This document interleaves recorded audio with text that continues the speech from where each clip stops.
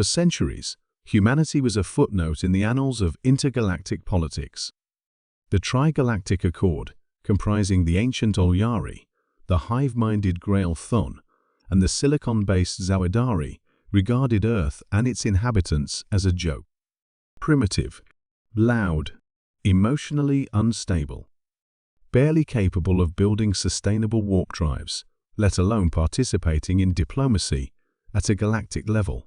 They laughed when Earth petitioned for recognition in the High Conclave. They sneered when humans offered trade deals. They scoffed when the Terran ambassador suggested peacekeeping contributions. But humanity, true to its history, did what it always did when mocked. It built. In the shadow of neglect and insult, Earth's United Stellar Directorate went silent. No transmissions. No delegates. No signs of progress. Just a quiet withdrawal into their corner of the Orion Arm. The Trigalactic Accord assumed Earth had sulked away in shame. What they didn't know was that humans had simply gone to work.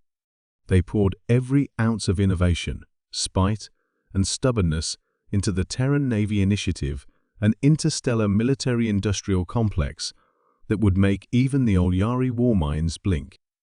Deep within the Kuiper Belt, entire planetoids were hollowed out to house drydocks.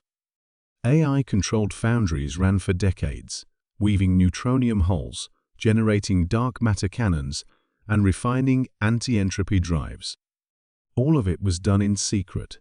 Humanity never made the same mistake twice.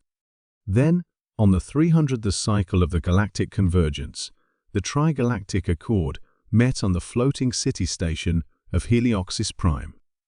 Representatives of all major species attended, cloaked in opulence and arrogance.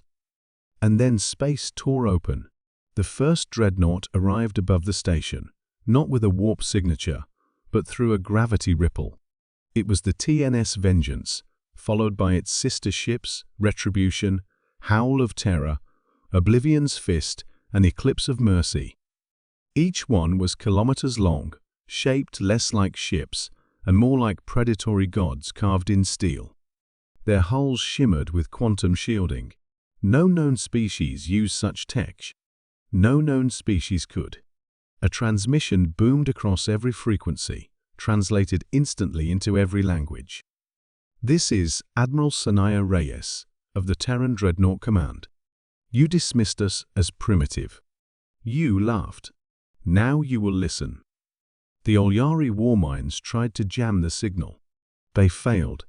The Grail Thun fleets scrambled to form up. They never got the chance. One by one, the dreadnoughts opened fire, not with energy blasts, but with planet crackers. Fusion lance artillery that shattered enemy hulls before targeting systems could lock. Graviton beams that folded space to crush armadas like tin cans. The dreadnoughts didn't just attack, they made a statement. This was not an invasion. This was a reckoning. The High Conclave's military fleets were decimated in minutes. The Zawidari attempted diplomacy, broadcasting peace offerings and surrender protocols. Admiral Reyes responded with silence, then obliterated their flagship with a kinetic rod the size of a skyscraper. Only then did she speak again.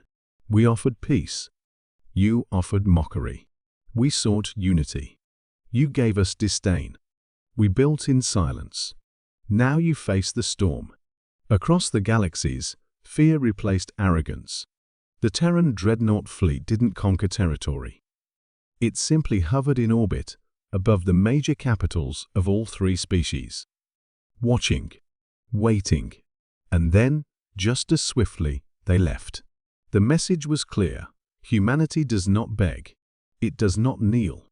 And when it rises, it brings fire. From that day forward, no one laughed at Earth again. In fact, for the first time in 3 galactic centuries, the Trigalactic Accord offered respect.